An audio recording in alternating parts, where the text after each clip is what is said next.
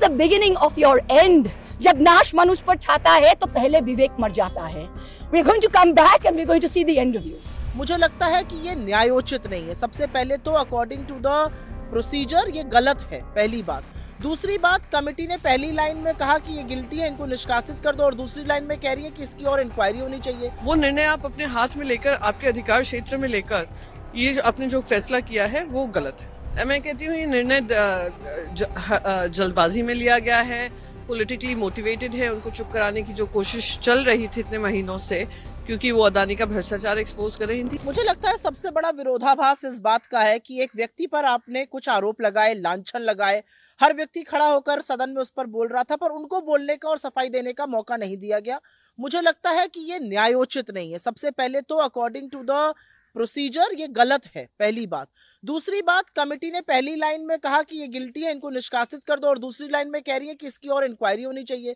तो जो आपने पहले ही किसी को गिल्टी मान लिया तो उसकी इंक्वायरी की क्या बात करें. तो ये बहुत सारे विरोधाभास है.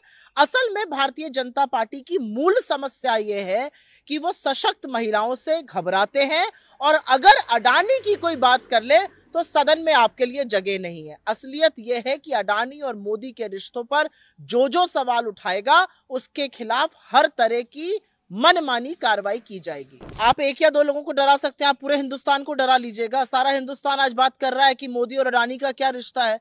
बच्चा बच्चा पूछ रहा है अडानी से आपका क्या संबंध है. बच्चा बच्चा पूछ रहा है आप सिर्फ अडानी के लिए नीति क्यों बनाते हैं. किस किस को चुप कराइएगा. असलियत यह है कि जो लांछन है वो आप पर चिपक चुका है. सब लोग जानते हैं कि अडानी की बेहतरी के लिए, उनकी बढ़ोतरी के लिए, उनके कारोबार के लिए प्रधानमंत्री मोदी 18-18 घंटे काम करते हैं, और अगर उनके मित्र के खिलाफ कोई बोलेगा तो वो फिर उसकी सजा उसको मिलेगी. पॉलिटिकली मोटिवेटेड है. उनको चुप कराने की जो कोशिश चल रही थी इतने महीनों से, क्योंकि वो अदानी का भ्रष्टाचार एक्सपोज कर रही थी, आज वो समाप्त हुआ है.